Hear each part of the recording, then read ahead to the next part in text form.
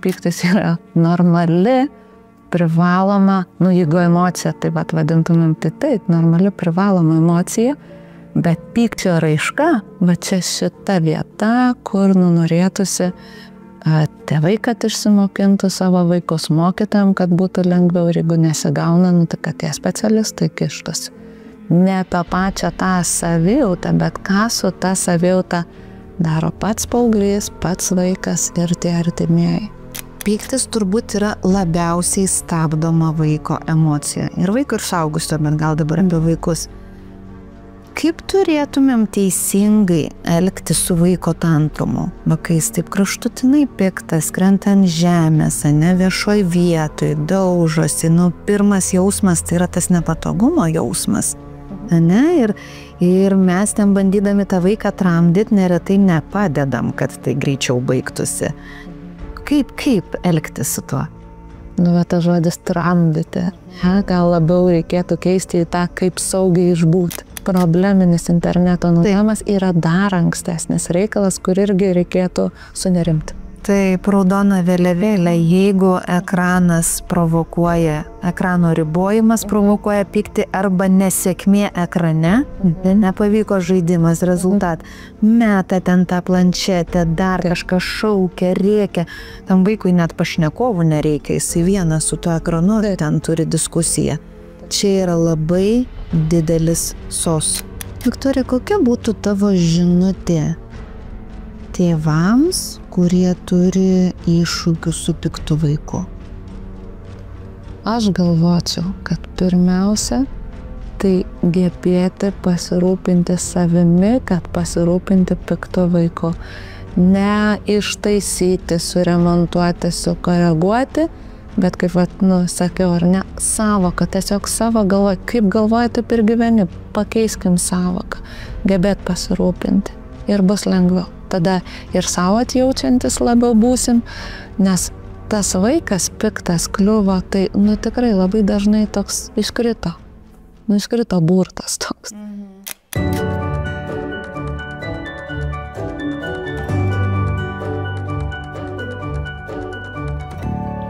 Įprastai sakyčiau, laba diena, šiandien pas mus svečiuose gydytoja vaikų paauglių psichiatrė Viktorija Milienė. Bet šiandien aš sakau, labas Viktorija, pas mus namuose, mūsų klinikoje Lotuse, esi tu ir aš. Mes abidvi esam pažįstamos daugiau kaip 20 metų, nuo rezidentūros laikų. Kartu mokėmės, kartu gimdėm vaikus, po 4 kartus. Ir labai daug ką žinom ne iš knygučių. Bet šiandien pašnekėkim tokią sudėtingą temą, Viktorija, apie pyktį. Tai sveika dar kartelį.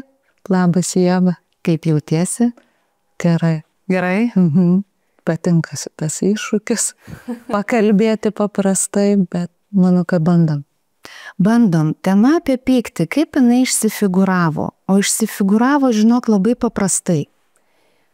Kur einu, visur girdžiu, mano vaikas piktas. Mano vaikas piktas namuose, mokykloje, nesusitvarko mokytojai, aš pati nežinau, ką veik, kaip.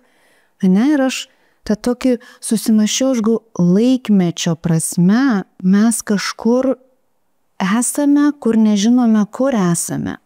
Buvo seni tarybiniai laikai, kai vaikai buvo auklėjami griežtai, smurtu ir tai tikrai yra ne tas būdas.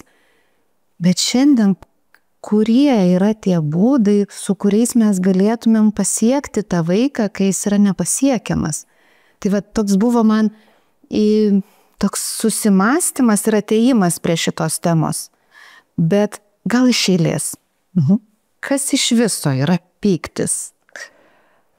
Kaip ir tarėmės, ar ne, kad kalbam, ne kaip kokia konferencija ir ne kaip specialistam, bet, trumpai drūtai. Tai jeigu trumpai drūtai, tai galvočiau, kad, vis tiek įsivardinkim, kad, būsena. Ne, net kažkokiais terminais, bet būsena, kuri paveikia tiek vaikus, paauglius, tiek aplinkui esančius. Jeigu tėvai, tai tėvai, jeigu globėjai, tai globėjai, jeigu mokytojai, tai mokytojai, o jeigu mes kabinete, tai mes. Ir, tau iš aplinkos taip, o man iš darbinės patirties, tai tikrai neretai konsultacijose pati net specialiai provokuoji, kad pamatytum, kaip atrodo. Nes kaip apibūdina tėvai, mokytojai arba net ir pats vaikas, kai ką reikia susitikrinti. Tai tu net ir tikrinėsi, kaip atrodo tas vaiko pyktis. Nes ką tu pradėjai labai teisingai, kad turint jau nemenką patirtį auklėjimo vienaip, pereiti prie auklėjimo ir to pykčio, norėtųsi ar net tai kontrolės, suvaldymo. Nėra čia ką išgydyti, pyktis yra normali, privaloma, jeigu emocija, tai vadintumėm taip, normali privaloma emocija, bet pykčio raiška, čia šita vieta, kur norėtųsi tėvai, kad išsimokintų savo vaikus, mokytojam, kad būtų lengviau, ir jeigu nesigauna, tai kad tie specialistai kištus. Ne apie pačią tą savijautą, bet ką su ta savijauta daro pats paauglys, pats vaikas ir tie artimieji. Viktorija, tai pyktis, uždėkime akcentą, pyktis yra normali emocija, jinai turi būti. Taip. Papasakok man, prašau, kaip vystosi pyktis, nes aš net nebejoju, kad vienaip tai yra kūdikiui, kitaip yra 2-mečiui, 3-mečiui, kuris eina į mokyklą, ir dar kitaip einant per kitas amžiaus grupės. Gal gali man papasakot, kaip yra pykčio raida ir kas yra normalu? Tik normalu paimkim, kiekvienai amžiaus grupiai. Aš gal pavyzdėliais vėl, kad ne vadovėliškai, bet pavyzdėliais. Tėvai gal ir kiti nėra taip atkreipę dėmesį, bet visi iš nuojautos žino, kad vaikas, kai verkia, yra vienoks verksmas, kai skauda, aš turiu omeny iki kokio pusmečio, ar ne? Kitoks verksmas, kai šlapės, kai išsigandęs, kai nuobodu kūdikiui ir kai piktas. Tai irgi, kas augina mažus vaikus, tai gali pastebėti, iš tikrųjų, kai vaikiukas, leliukas verkia, nes piktas, jis dažnai užsimerkęs. Ir padėti jam, kai jisai piktas ir nežiūri, ten reikia pasistengti ir net tie maži vaikai, kai pyksta, irgi atsimenam gal savus vaikus, net kūnas įsitempęs, net išsiriečia. Ir vėl, atpažinti, kas su laiku tie įgūdžiai ateina, bet net leliuką piktą nuraminti yra sunku, metinuką irgi net pažinti, nes aš gal irgi norėčiau palyginti, kaip ir skausmas suvokimas, jis irgi turi tam tikrą raidą ir metinukas tau nepasakys tiksliai, kur skauda, taip ir metinukas, nepasakys labai tiksliai, iš vis kalbos, kai dar trūksta, kas ir kaip ir dėl ko jis supykdė ir ką čia dabar daryti reikėtų, reikia spėlioti tėvam, reikia pataikyti. O dar jeigu ir į daržiuką eina, tai dar ir auklėtojai reikia atspėti, kaip čia kas ir strategijos, jos yra vis tiek daugiau mažiau panašios, ką daryti, bet dabar einam apie normą, ne? Tai intensyviausias pyktis ir daugiausiai yra prisiminimų tiek vaikam, tiek paaugliam, nes jau link 3 metų net prisiminimai būna, formuojasi, tai tas ožiuko amžius, kai supykau ir taip jau labai labai matosi, ar ne? Nes jau to vaiko, kuris jau pajuto galią ir jis jau gali kūnų išreikia, tai ir taip gal net neskamba, bet jau pajunta, kad tėvai ir artimieji, kad tie 2-mečiai, 3-mečiai manipuliuoti jau mokosi. Jie jau net panaudoti tą pyktį mokinasi, meluoti dar ne, bet ar visada pykčio išraiška yra manipuliacija? Ne, tikrai momentais. Ir tada irgi labai sunku pagauti, tai čia dabar palaukti, čia specialiai ar čia iš tikro. O tie žymieji tantrumai, kur čia visus labai gazdina ir pasimetam, kaip su to elgtis, kas tai yra, Viktorija? Aš tai įsivardinčiau vėl, kuo paprasčiau, kad tantrumas tai yra tas smarkus pyktis, nes pyktis irgi gali būti švelnus, vidutinis, stiprus, kur jau ir aplinka apsikrečia. Kai tu pasijauti taip pat piktas ir nelabai žinai, kaip nuraminti, tai ko gero jūs jau turėsit tantrumą. Jau kaip paveikta visa šeima, nes pats vienas vaikas, jis taip lengvai tiek smarkiai įkristi, nelabai kaunas. Bet jeigu mes artimieji nespėjom, nepataikom, jaučiamės pasimetę, o paprastesnis dar apibūdinimas būtų, kad, kaip apsikrečiam tuo pykčiu, nes yra ir biologiniai, ir fiziologiniai mechanizmai, kodėl, kai vaikas labai piktas, neišeina būti ramiam. Visumoje, žinai, aš taip kaip pagau, pyktis turbūt yra labiausiai stabdoma vaiko emocija. Ir vaiko ir suaugusio, bet gal dabar apie vaikus. Kaip turėtumėm teisingai elgtis su vaiko tantrumu? Kai jis taip kraštutinai piktas, krenta ant žemės, viešoj vietoj, daužosi. Pirmas jausmas tai yra tas nepatogumo jausmas. Ir mes ten bandydami tą vaiką tramdyti, neretai nepadedam, kad tai greičiau baigtųsi. Kaip elgtis su tuo? Tas žodis tramdyti. Gal labiau reikėtų keisti į tą, kaip saugiai išbūti. Taip. Ir šitai.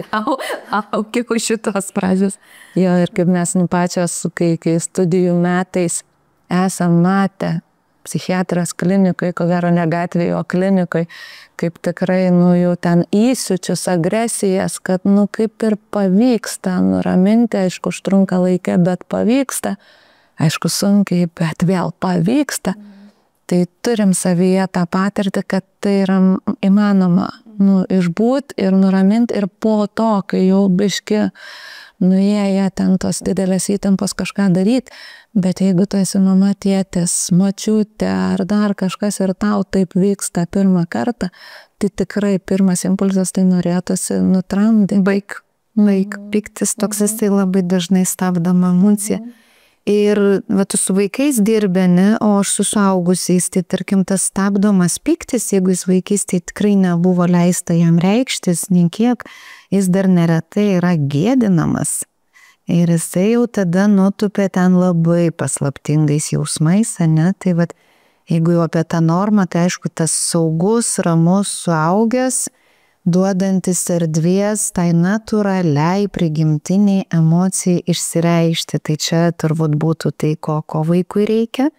Tai jeigu jis eina, tą fiziologinę normą, vysto savo pykčio reakcijas, jisai pasitikrina aplinką, kaip jinai jį pasitinka, nes vaikas jisai 2-3 metukų labai vystos ir jam labai greitai įvyksta tos perkrovos, jisai greitai persistimuliuoja. Ir tarkim, ką aš pastebėjau augindama vaikus, jeigu sudarai tą aplinką, pyktis nėra ilgai trunkanti emocija. Jis yra stipri, bet jeigu vaikas turi erdvę, minutę, 2, apsidairė, nuėjo žaisti. Dar ateina, prisiglaudžia, pasitikrina, ar čia viskas gerai, tvarkoj.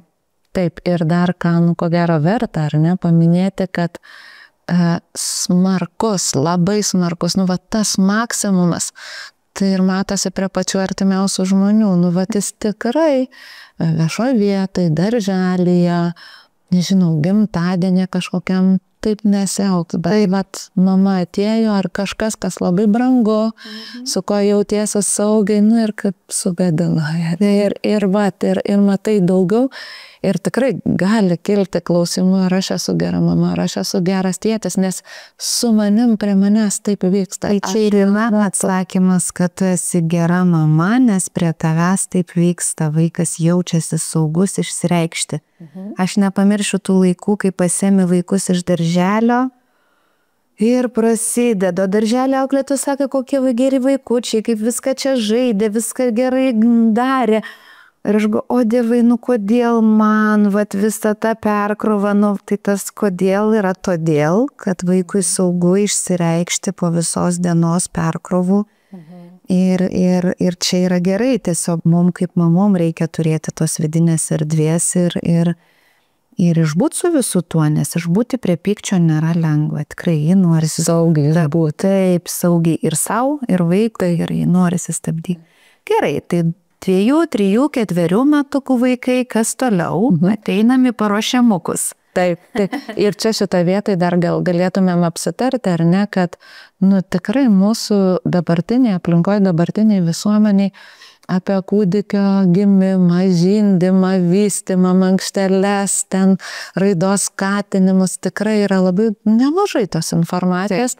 bet apie va, tą pačią pykčio raidą, ta informacija tokia yra, nu, man truputėlį per mažai. Nu, va, kaip psichiatrui, man truputėlį neišgirsti.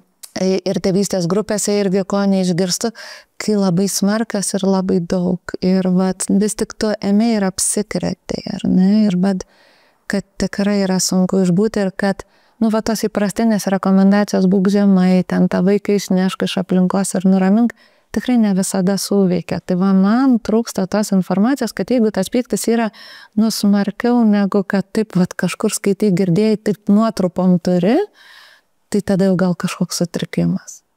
Bet paskui, ar ne? Bet matai, nes gydytojos mums sutrikimas. Pašnekam apie normą. Nu, pasimėgaukim, ką dvi. Norma 4, 5, 6, 7 metų vaikų norma. Ateinam į pradinės klases. Kas yra pykčio norma? Gerai. Prieš mokyklinę žiūrėkim ir tas pradinės klases. Tai pykčio norma būtų jau mokytis nustatyti labai tikslę pykčio priežastį. Iki tol aš esu piktas, nes piktas. Nu, vat kaip ir kalbėjau apie tą skauda, neskauda, spėliokit kur. Taip ir va tos pradinės klasės ir prieš mokyklinę grupę jau yra žavi tuo, kad pagaliau eina bandyti susikalbėti, ar ne? Ir kai ten piktas vaikas dėl kažko, ir bandant kalbėti, vis tiek liks, kad nu, visi kiti nervina. Vis tiek dar liks ta situacija.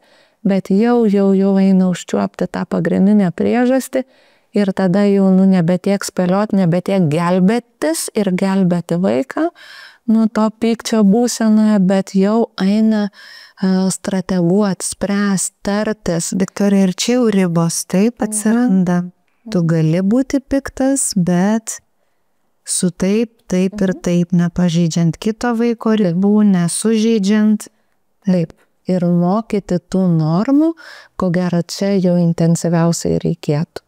Ir čia tikrai jau ir tėvams yra užduotis, ne, kokios yra ribos ir pedagogam turėti tas sveikas ribas ir neleisti vaikui pykčių tikrintis tų ribų. Ir gauti naudos. Antrinės. Nu, bet vėl čia savokos, bet nu, mintis aiškiai, ar ne, kad pyktis, jis ir pats iš savęs turi prasmę, bet dar ir gali duoti naudos.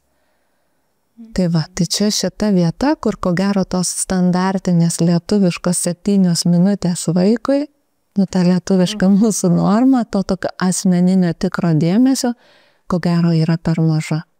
Ko gero, va čia šitoje vietoje pasistengti reikėtų, pabandyti, pasimokyti, paskaityti, pasigilinti, nes tikrai, vat ir save atsimenant ne tik kaip darbe, bet kaip ir mamas, nu tas dopamino ir atpildo kiekis, kai tau pavyko tas rezultatas. Tu matai, kad tavo vaikas išmoko, nu, suniokoti jau ne apskritai kažkokius daiktus aplink, bet tik savo atsirinkti, kad pykčio metu trinktelnam tik, va, žinai, savo kambario duris, o ne bet kokias. Tai tikrai matas ir tikrai tas įdirbis, nu, jis yra akivaizdus. Ir va, jeigu kalbant, nu, ne apie normas, o jau keliauti į sutrikimus, tai tikrai turi prasmę gydytojų klausimai, o kaip jūs drausminat, o kaip ištveriat, o kokios pasiekmės, o kokios bausmės, nu, vat, ten, vat, tų klausimų jau tada tampa daug ir mokytojai lygiai taip pat norėtų žinoti, kaip tada būna vaikui, jeigu jisai, pavyzdžiui, pyksta mokykloje. Man atrodo labai logiška, kai, nu, tikrai suvienodinam, ką darom mokykloje, ką darom namie, kad vaikui būtų aiškumas, kad pasaulis, kai jis pyksta, veikia taip. Aiškios saugas ribos, kur tu minėjai, jos irgi padeda. Dar paauglystė čia pat, bet dar, nu, ne. Taip, tai būtų akcentas, ne? Pykčio išraiška, sveika pykčio išraiška, ribos, taip. Jausmažodžiai, mokyklos, kur turi tą emometrą arba pilnas internetas, nu, va, žiūrėjau mane šiandien to jausmų rato, kur pykčio, nu, ta tokia dalis, jinai kuo daugiau supranti, nu, kuo giliau mišką, tuo daugiau medžių, tuo daugiau gali atrasti, kad pyktis iš vis pridengęs kažką gali. Mes suaugusių gydytojai tai iš vis turim frazę, kad pyktis vienintelė emocija yra antrinė. Pykstu, nes. Ir tas nes, jisai gali ten turėti dar daug sluoksnių. Tai aš manau, kad ir pas vaikus yra taip pat. Pyktis jisai šauna kaip impulsas, bet vidinis jausmas jisai gali būti labai kitoks. Kiekvieną kartą vis kitoks. Tai ir vaikams nėra išsivystęs gebėjimas interpretuoti savo jausmų, atpažinti, įvardinti. Tai vat, visos tos jausmų lentelės arba, kaip aš sakau, tėvams sufleruokit vaikui, ar tu pyksti, nes esi nusiminęs, ar pavargęs, ar alkanas, ar pasakyk man, kodėl tu pyksti, kaip tu pats manai, kodėl tu pyksti, nes tai yra nesusiformavę, tai mums suaugusiems kartais sunku apsičiuopti, tai kaip tam vaikui tas intelektas emocinis, jisai lygiai taip pat vystosi ir nėra išsivystęs. Ir nepataikyti nebėda, mūsų vaikai mums tikrai atleis į 10, 20, 30 kartų, kur mes nepataikėm, bet bandom padėti. Irgi tėvų baimės, kad kažką netaip padarius, sužeisim, sugadinsim, jos yra didelės. Bet iš tikrųjų vaikuose yra įdėta galimybė, kad jie atlaiko tėvų klaidas, jie atlaiko savo klaidas ir mokosi. Po 30 nesėkmingo bandymo, 31 sėkmingas duoda patirtį aš galiu. Ir tėvam, ir vaikam. Labai šita smagi dalis, kai tu jau pasiekiai ir matosi.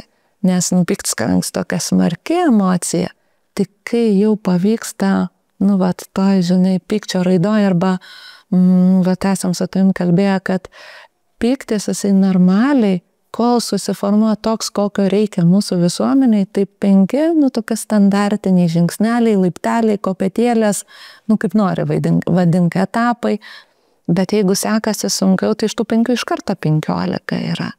Ir tada kiekvieną tą laiptelį, kai kur 5, kai kur 3 ir ten pirmin atgal bandom, kol užlipam ir jau dabar pavyks. Klausyk, palipsim gerai tais laipteliais, kaip vyksta pyktis, bet dar neprabėkim paauglystę. Gerai. Superinis amžius, visoms emocijoms, tame tarpe ir pykčiui. Kas čia yra būdinga, kas yra sveika, nesveika, nes tėvai iš tikrųjų dažnai klausia, tai čia tą paauglystę dabar mums visiems iškentėti reikia, ar ką čia dabar daryti, kiek yra tas normalu? Taip, paauglystės vis tiek yra normos dalis, kad paaugliai išmoksta supykę jau dabar nebe į aplinką paduoti tą visą raišką, bet moka pykti ant savęs ir ten tas pasityvė labai pasikeičia, ne, Viktorija, truputį gaila, nes čia daug slepiasi ir savižalos, ir būtent, ir atsiribojimo, ir vėl mes apie sutrikimus, bet čia tas toks kaip ir natūraliai. Tu patampi pykčio kryptį ir tas pyktis jisai sveikai neišreikštas, jeigu neturi galimybę būti išreikštas, jisai eina į mane. Tai čia būdinga paauglystei, kai ta pyktis pakeičia kryptį. O jeigu nepakeičia? Negali sakyti, kad blogai, jeigu nepakeičia. Pačiam vaikui gal tai yra, kaip ir saugiau, bet aplinkai tai yra tikrai nepatogiau. Tikrai nepatogiau, nes, jau natūraliai atrodo, tai jau tiek metų. Bet su tavim negerai, ne? Noris kalbinti. Sakau, pykčio emociją noris uždaryti. Tuo labiau, kad vis tiek vėl normoje tas pyktis jis toks, tikrai smarkus būna momentais, bet turi arba rečiau, arba vis tik tai mažėti tas intensyvumas. Tai ir tada paauglystėj vėl norma, kad, jeigu buvo smarkiai, bet yra smarkiai, bet biškį mažiau, arba bent jau retėja. O Viktorija, paauglystės tantrumai.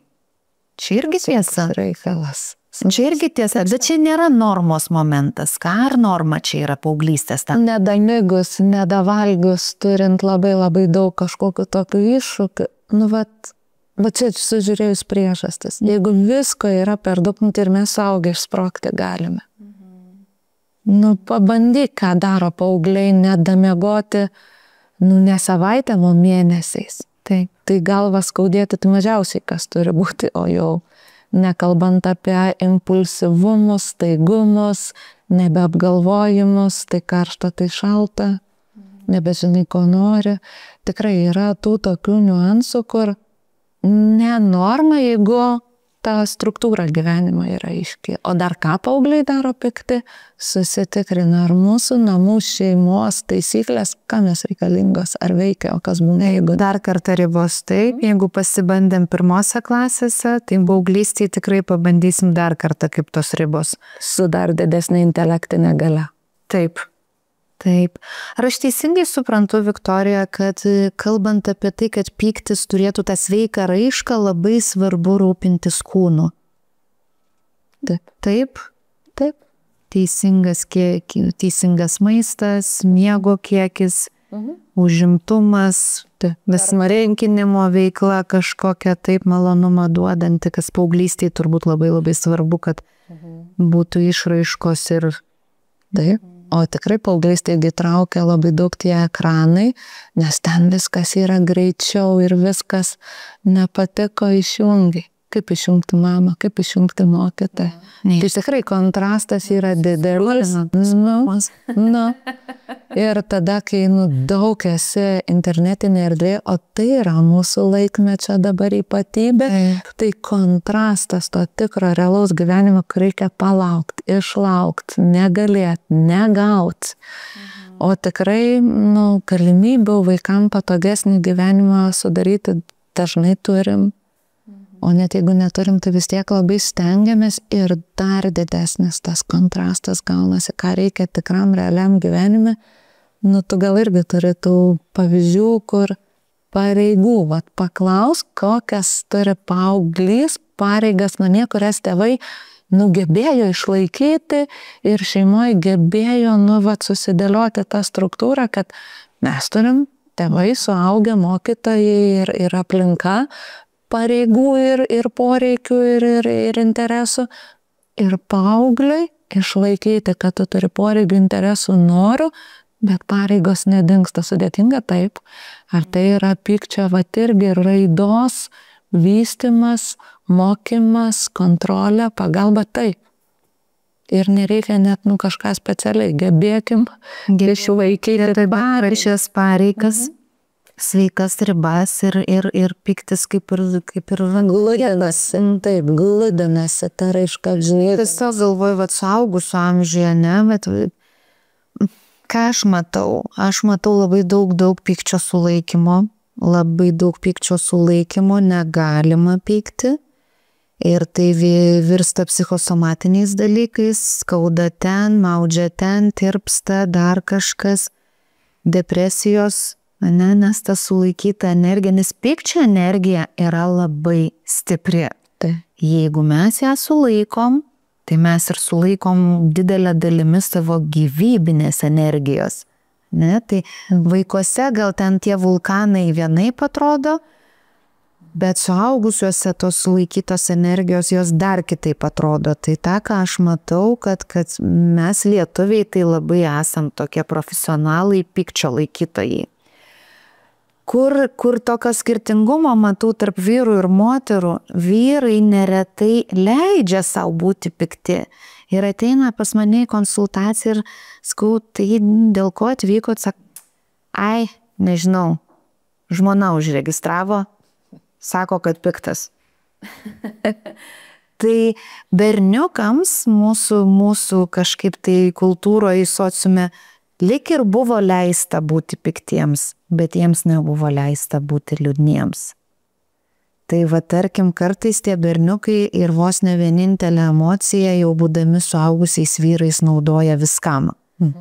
Pridengia. Ir tas piktas, po to žiūrėk kažkoks gal antidepresantų parinkimas, dar ką, ir pliupt liūdnas. Kur net nesitikėjom, kad įeisim į kitą sluoksnį. Tai galvoju, labai įdomiai yra ir iš tikrųjų lyg norisi su ta emocija kažkaip mokėti elgtis. Ne, ir kaip tu sakai, ir kaip tėvam neužsikrėsti. Bet tai, kad neina neužsikrėsti iš tikrųjų, nes ta energija tokia stipri, tai tu negali išlikti neutralus amžinai. Tai. Ir aš atsimenu, kaip mano ten dviniai, žinai, savo laikų dviese, žinai, duoda tas reakcijas ir taip, ir kitaip. Ir po to vieną, ką aš išmokau, kad aš nustojau sakyti, kad aš visiškai čia neutrali esu ir viskas labai gerai, kokie jūs vis tiek faini, aš sakau, aš irgi pykstu, Ir aš galvoju, tai yra, bet tas toksai vaikams parodimas ir tiesos, kad tu pyksti ir dabar jau atėjo mano laikas, jau ir aš pykstu, aš nuo tavęs atsitraukiu, nes aš pykstu, o ką tu darai, tai oi, kaip mes mokinomės, tai tikrai yra iššūkis, bet toksai geras iššūkis. Tai geras iššūkis ir man kaip mamai buvo geras iššūkis dar kartą prieiti prie to, kaip aš bijau pykčio, kaip aš nežinau, kaip su juo elgtis, kaip aš noriu, kad visą tai baigtųsi, nes čia mano istorijos gabaliukas. Tai aš galvoju, žinai, tie pikti vaikai neretai tėvams reaktyvina jų ten senus reikalus neišspręstus. Taip. Ir tada, dvi istorijos išeina, tėčio, mamos, o vaikas čia tik vystosi. Tai va, tai sakau, tie, žinai, sudėtingumai, kaip mūsų nuosavi vaikai reaktyvina mūsų demoniukus nematytus, negirdėtus, tai irgi būna įdomiai. Taip, ir konsultacijose kalbėti apie tai, kad rėkti ant savo vaikų, tasyti, mušti, skriausti, taip negalima, ar ne? Ir tikrai tai yra, neteisinga tėvų reakcija, bet riktelėt, atpažint, pripažint ir išsispręsti viduj ir savimi. Parodyti, kad aš irgi įsiutau ir nurimau ir dar tada tu tampi saugesnis, va tas artimasis, kuris gali nuraminti, nes tu irgi įsiutai ir irgi nurimai ir nenuskriaudai. Kaip tą vaiką išmokyti, kad ne viską aplinkui nusiaubė ir dar mamai į veidą ploja. Kaip išmokyti? Nelabai tokia, žinai, susilaikanti mama, tėtis, artimasis gali parodyti, kad tu gali nusiraminti. Kad laikyti, bet tuo sveikuoju būdu nesusilaikyti irgi reikia. Ta savoka nerėkti, o riktelėti, ko gero, žinai, toks trumpinys ir tada taip su savim padirbėti, kad nečiupti, o sulaikyti, nedrausminti, o susitarti. Tai va, tiesiog netiek daug reikia nueiti nuo savo įprastų tų technikų ir bus geriau. Gerai nebus? Geriau tai. Geriau, taip. Gerai, Viktorija, nežinau, ar čia taip visai aiškiai ir paprastai, nes pykčio tema yra sudėtinga, bet manykim, kad tą tokį normos variantą, pykčio raidą, amžiaus prasme perėjom. Viktorija, būk gera, papasakok man, kaip tiesiog pykčio reakcija, ar jinai turi kažkokias stadijas, laipsnius, sunkumus, nes labai skirtingai, mes suaugę lik labiau išsilaipsniuojam savyje, kaip yra su vaikais. Tu teisi, kad kažkaip reitinguoti tai norisi, tikrai.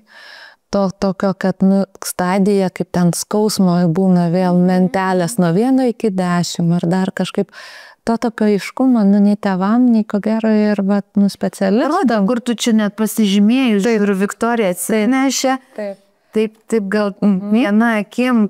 Aš dar ką noriu pasakyti, kad kaip mylėti savo paauglį, atsakymų yra daugiau negu kad aiškinantis apie vaikus. Taip pat iš vienos pusės ir pikta yra, kad skaitai apie tas vaikus, o atsakymai tai yra apie paauglius ir mažamečius auginant. Tai irgi čia psichiatro yra knyga, man kažkaip, iš tiek, kiek tėvam yra skiriama literatūros, aiškiau būna, ko gero, parašyta kaip psichiatro, bet negaliu taip 100% susakyti, gal man profesiškai atrodo geriau. Tai kaip lentelė, ar ne, kad tikrai reitinguojasi, tikrai yra susierzinimas, tikrai yra jau toks jau susinervinimas, irzlumas, piktumas, smarkesnis, dar smarkesnis piktumas, įsiutės ir galų gale agresija. Tai būtų susierzinimas, po to smarkesnis jau toks susinervinimas, jau reagavimas, tada jau tas pyktis, kuris irgi švelnus, vidutinis, stiprus, tada jau tas įsiutis, kur ne tantrumas, o rage, angliškai ar ne, kur naudoja, arba gal galia tas meltdown, kur autistiškiem vaikam labiau būdingas terminas, kur susivokti labiau eina apie ką kalba, ir tada ta agresija. Ir tikrai ką daryti su agresija, mes visi turim trūkumą informacijos, bet su pykčiu ir įsiučiu jau truputėlį gaudomės. Tai mintis tokia, kad tikrai, taip jeigu trumpai, tai pykčio raiška gali būti tiesiog negatyvi, viskas negerai, negatyvi, ir čia yra 4 tokie žingsneliai. Ir jau tas toks aukščiausias žingsnelis, kur negatyvu, bet jau biški geriau, ar ne, kai jau po biški, kur kalbėjom, kad randam šaltinį, kas vis tik yra negerai. Kitaip sakant, kas kaltas? Kas kaltas? Tai sekantis, kai jau tu žinai daugiau mažiau, kas kaltas, ir vis tiek raiška pirmiausia negatyvi, o tada jau į kažką išsirutulioja, ar ne? Tai kai jau tos destrukcijos mažiau arba fizinė destrukcija, pavyzdžiui, pasikeičiau tik į emocinę destrukciją. Neužvoš vaikas broliui, sesiai, mamai, dar kažkam ar ne, bet pasakys, kaip aš nekenčiu tavęs ir nenoriu ir nemyliu ir neisiu su tavim ir nevalgysiu tavo maisto. Tai jau yra geriau, nes jau pasiekėm tą, kad išraiška, tiesiog verbalinė išraiška, fizinė. Taip, kad jau ne viską ten niokojom ir keikiam, bet šitaip, ar ne? Toliau, kai jau tampa tiesiog tik nemalonus ir triukšmingas elgesys, bet pavojus ir vaikui ir savo jau yra mažiau, tai čia tas pirmiausia negatyviai, bet vis tiek jauti, kad jau truputėlį pas mus namie saugiau vaikų teisių kaimynai neiškvies. Nes mes esam triukšmingi, bet mes nurimstam ir išsisprendžiam, ar ne? Ir jau po biškį atsiranda atpažinimas, ką aš galiu daryti. Nes iki tol tai bandai, ieškai, tu priemonė ir neveikia, tai kur pirmiausia negatyvus, o paskui pozityvus, kažkas veikia. Jausmas, kad aš jau žinau, vandens duoti atsigert, padeda. Kažkas jau atrandi, kad padeda. Tai čia toks antras, ar ne? Ir pilna net ir suaugusių yra pasilikę, šitam tik tai antram laitelį, kuris irgi dar gali išsismulkinti, ką ir kaip ten toliau daryti, kur vaikščioti pirmyn atgal, ar ne? Trečias toks, kur jau irgi būtų kaip norma, tai kad pozityvus jau yra, bet ir negatyvaus tokį momentą išlenda. Pozityvus, kai jau yra gebama laikytis to pirminio nusiskundimo šaltinio, pykčio priežasties, ar ne, nežinau, pavyzdys gal geriausias, ar ne, grįžo, ten tėvai ir namie kažkas nepadaryta. Ir lyg atrodo tema apie tai, kas nepadaryta, ir jeigu pavyksta neišsitaškyti apie tai, kaip apskritai vieni kitų nemėgsta ir trukdo ir nepavargsta, tai jūs jau esate lipę į tą trečią, tą tokį nemenką laiptą, ar ne, kad arba net ir pykstam apie viską ir, startas tai ten batai netaip padėti, ar ne, o paskui pradeda jau viskas nervinti, bet jeigu mes galim grįžti prie to, kad kitą dieną norėčiau tik batus rasti vietą ir atsiprašau, kad supykau, tie vaikai irgi, jeigu net gebės irgi įsivardinti, kad atsiprašau, kad ten, dar kažką pasakiau šlikštaus, bet, tikrai esmė, taigi tik batai buvo. Tai čia šitas pozityvu, bet vis tiek mes galim dar nuslysti. Paauglių santykiuose irgi, tu esi šiaip irzlus atėjęs į santykį ir kitas, per garsiai nuryja vandenį. Ir tai negali šito ar žmogų, bet susipykti gali apie ką tik tai nori. Tai šitoks, aišku, labiausiai tai norisi to tokio pozityvaus. Tai reiškia, kai įmanoma malonioj dar laikysena, aišku, kūne matosi, kad nieko čia gero nėra, bet įmanoma išsaugoti, kaip aš paprastai, jeigu tėvam ir pacientam ir paaugliam sako, į namie to paties prašau, ar ne? Nu, įsivaizduok, kad tu čia kaip, su arba bendradarbio, arba mokyklai su kokiu nors darbuotoju. Jeigu tau pavyksta, va taip įsivaizduoti, kad tu bendrauji kaip su tokiu ir tą pyktį aiškintis, čia yra jau labai aukštas lygis. O dar aukštesnis lygis, tai irgi žinoti, kad tu pyksti, susakyti, kaip tave kažkas trikdo ir dar gebėti pasiūlyti sprendimo variantus ir atrasti tos sprendimo variantus, nes vėl normoje iš karto žinoti, ką toliau čia daryti, nėra tų atsakymų normoje. Ten tam 4 laiptelį, kuris labai dar geras yra. Kažkaip man su vaikais viskas labai sudėtinga, žinok, aš klausau tavęs ir man net išplaukia, žinai. Aš pasakysiu, kaip aš bandau, žinai, su suaugusiais pyktis, ne, emocija, jinai yra antrinė. Pykstu nes. Tai tarkim taip, kaip mes darom su suaugusiais žmonėm. Aišku, čia didelis psichoterapinis darbas yra iš tikrųjų ir ne visai čia psichiatro darbas, bet vis tiek. Emocija, tarkim, aš pykstu, nes pasijutau atstumtas. Ir tada, kur mes bandom eiti, poreikio patenkinimas. Kas būtų tai, kad tu nesijaustum atstumtas? Kas suteiktų tau to tokio nusiraminimo? Taip, arba aš pykstu, nes man liūdna. Tai aš neneigiu tavo jausmo, taip tau liūdna ir aš negaliu padaryti momentiškai, kad nebebūtų liūdna, bet koks poreikis, patenkintas poreikis galėtų tavo liūdėsi sumažinti arba pasitikti tavo liūdėsi. Nes pykčio reakcija, jinai dažnai žmonės daro neprieinamus, nelabai galima patenkinti poreikio, kol nenusėmė pykčio sluoksnis. Tai taip aš klausau, kad vaikuose ten taip, dar vyksta vystymasis. Taip, todėl ten daug yra. Negali atsitraukti, negali nieko, taip, žinai, mažai daryti negali, nes čia viskas formuojasi. Ir tu ką pasakoji, tai iš tikrųjų su tokiu užsakymu ir ateina, ką daryti. Tai ir aš tada su savo šitom teorijom ir psichoedukacijom ir viskuo tikrai nervuoju tiek vaikus, tiek artimuosius, nes aš noriu daugiau, ne tik apie tai, ką daryti, bet kaip reikšti. Pirma, spėsit dar ką daryti. Dar pirma, kaip turėtų atrodyti ta raiška ir... Tai čia taip, norisi iš karto jau peršokti, ką daryti. Bet tai čia kaip ir mūsų ta kultūrinė aplinka, kaip kad nebūtų. Kad nebūtų, tai ką daryti, kad čia nebūtų, nes tai yra ta emocija, kuri nepatogi. Būtent, ir net konsultacijose nagrinėtis, kaip ten kas turėtų būti ir kaip mes lėtai, pykdo vien tas, kaip mes lėtai keliausim per visą šitą. Tikrai lėtai. Jo, tikrai labai sudėtinga tema ir... Viktorija, tai kad taip dar būtų sudėtinga.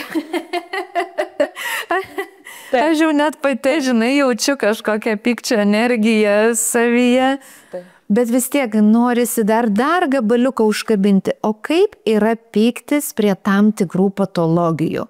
Gal taip mes labai stipriai neišsiplėskim, nes pykčio vaizdai yra labai skirtingi, jeigu yra skirtingos patologijos. Bet toks klausimas susisiaurinimui. Ar yra pykčio diagnozė? Nėra. Nei vaikystėj. Yra tokia diagnozė, kad emocijų sutrikimo raiška prasidedanti vaikystėj ir paauglystėj, bet tai nėra tik. Aš suaugusiems kartais taip sakau, jūsų diagnozė piktas. Taip, žiūrimai ir aš juokauju, bet įrašyti to neina, nes elgesio ir emocijų sutrikimas yra dar viena diagnozė, kur galėtų būti.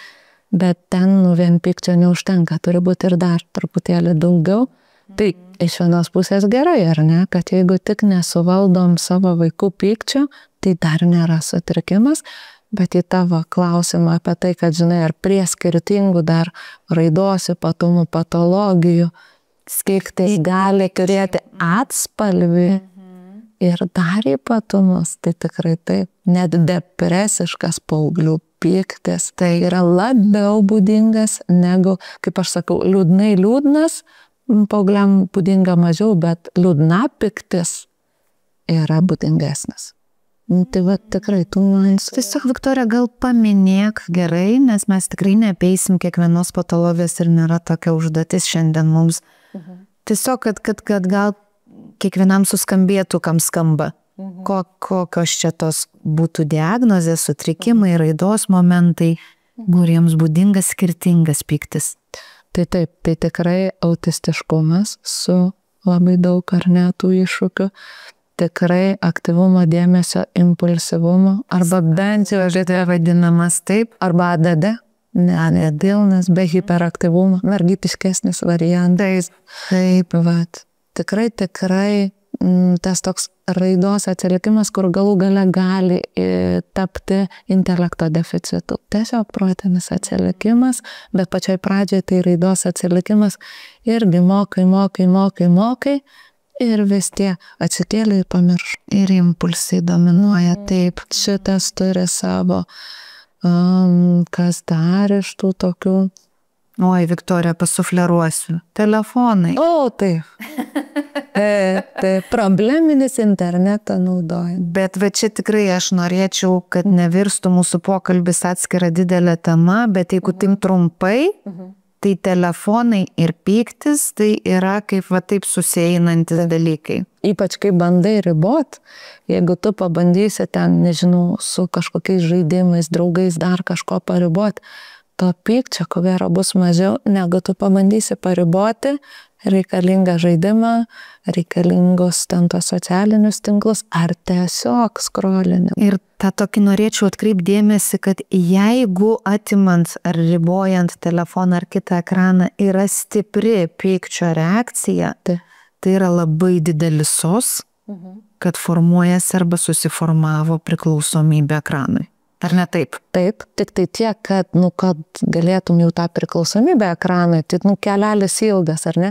Probleminis interneto naudojimas yra dar ankstesnis reikalas, kur irgi reikėtų sunerimti.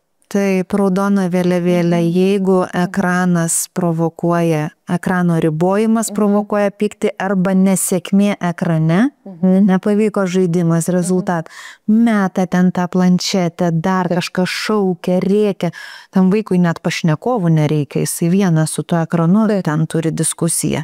Ten čia yra labai didelis sos. Taip, didesnis negu įprastai tavo vaikui būdinga. Taip, ir telefonai tikrai užsidėkime akcentą, kad pykčio šaltinis yra ekranai neretai ir tas ekranų naudojimas jisai ir sutrikdo raidą.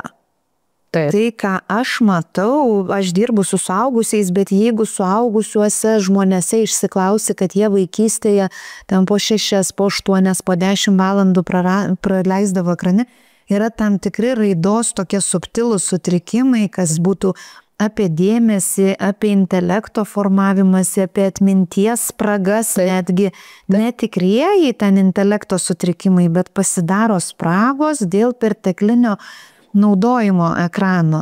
Ir tame tarpe tas pats yra su emocijomis. Daug ekrano gavę žmonės neturi gebėjimo interpretuoti kito žmogaus emocijų. Išbūti tarp žmogaus emocijos, kai kalbėjom, išjungt neina. Neina nuskrolinti ten tos kitos emocijos, ne, o jau ten tos 2 sekundės tai praėjo, kiek aš galiu tverti. Taip, ir įgūdžiai, kokie reikalingi išbūti ekrane, ten irgi reikalingi įgūdžiai, kaip darbė išbūti. Taip. Ir jie tikrai vystosi, o tie įgūdžiai išbūti tikrame realiame gyvenime, jie nesivysto ir tada turėdami trūkumą, žinodami, kur man sekasi geriau, ką mes rinksimės. Tai rinksimės. Taip. Nešnekant apie tai, kiek daug dopamino pliūpsnių. Tai telefonas, o pyktis jisai irgi yra labai stipriai apie dopamino apykaitą.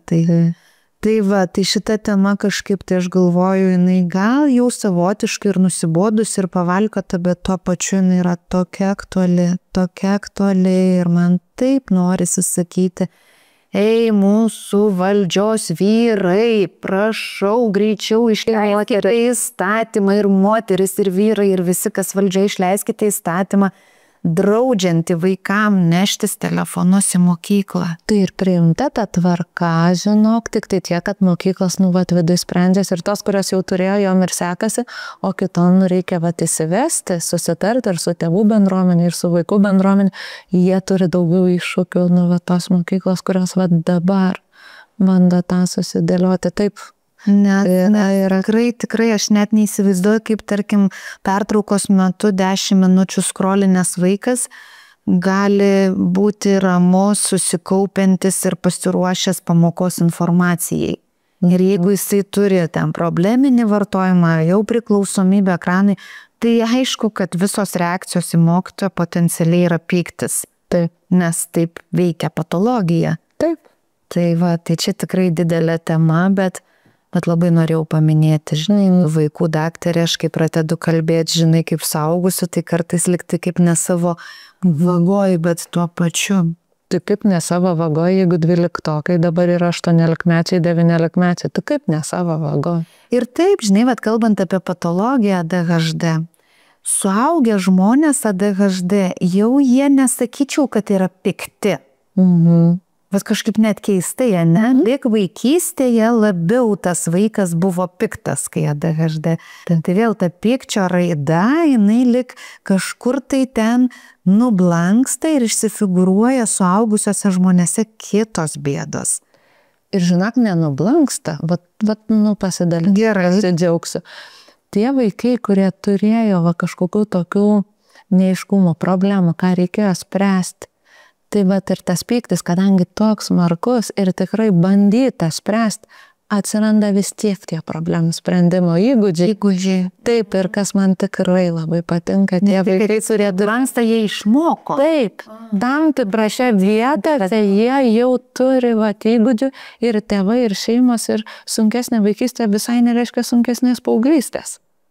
Nes jau tu moki būti bėdoj, tada moki ieškoti iš bėdos kelių ir atrandi.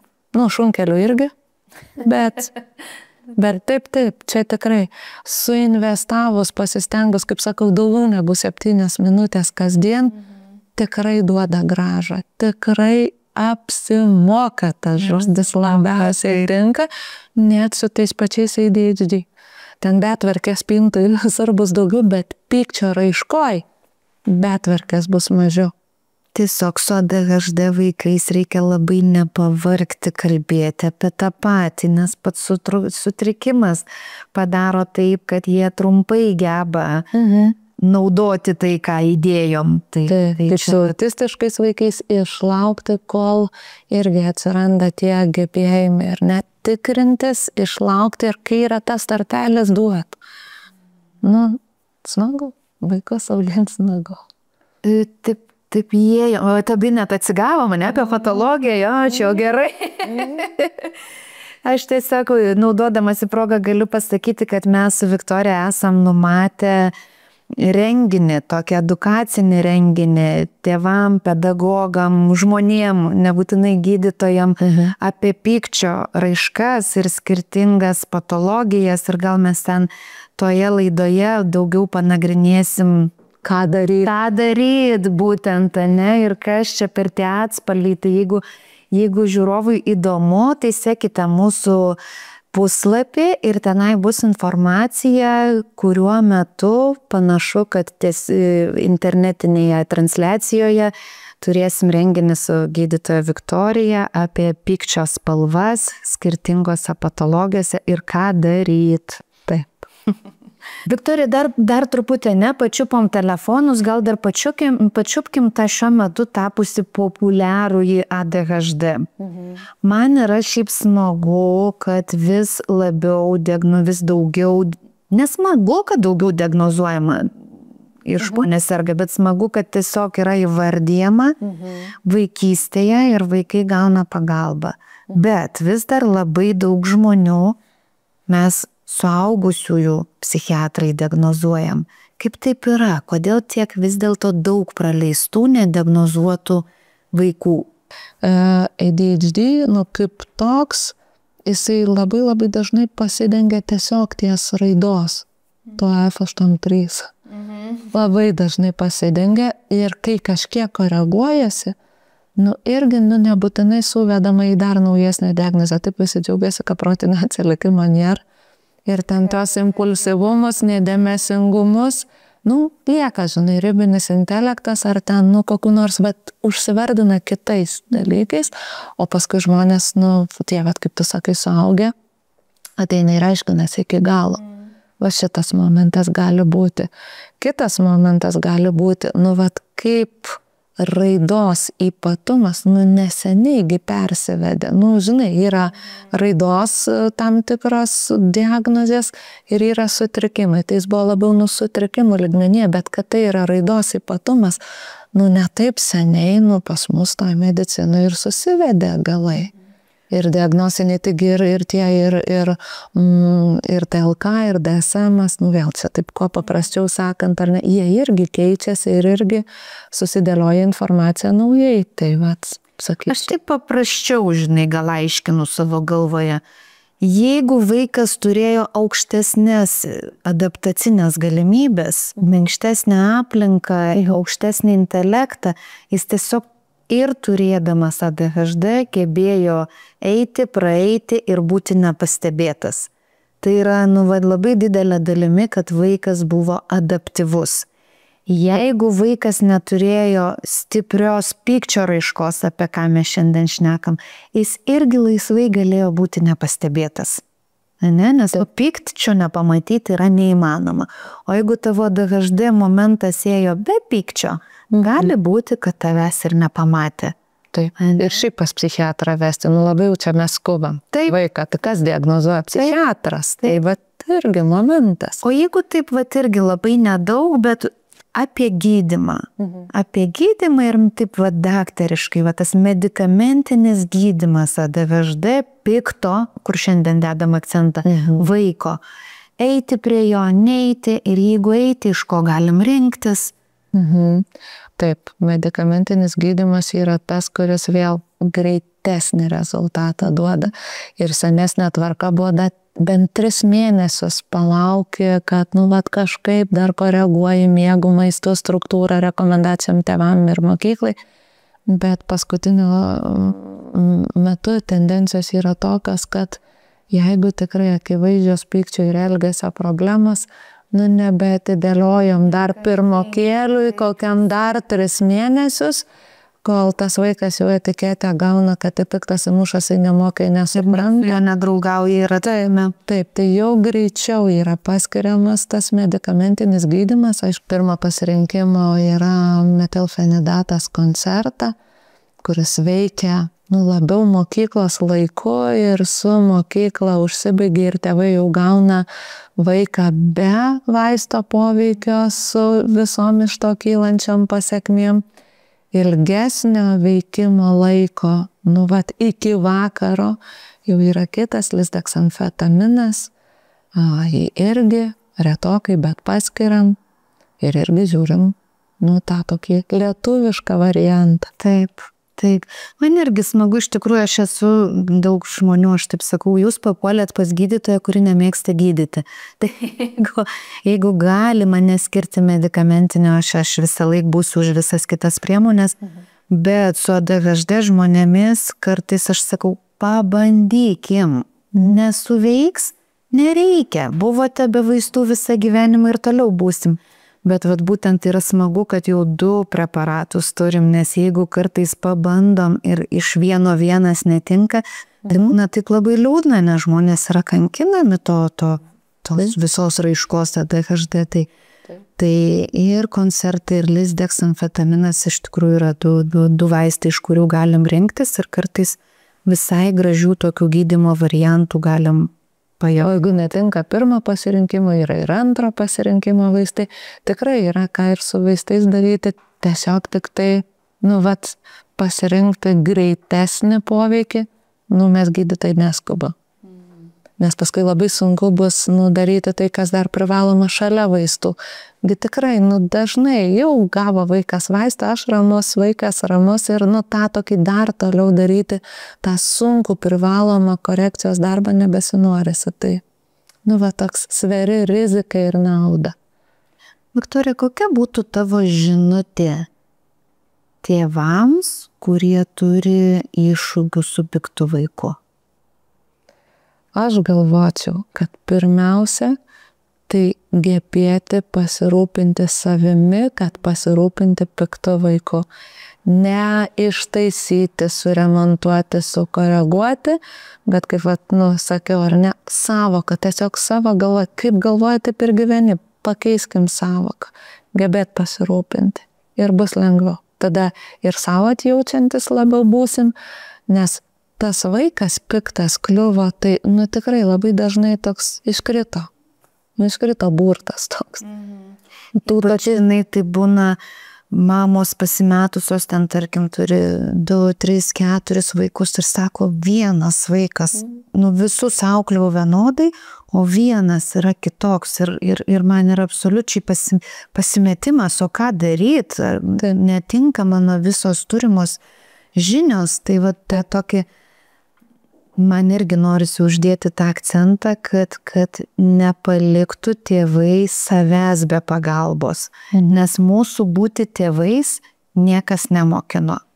Mokyklinių dalykų mokino, kaip reikšti emocijas irgi nemokino.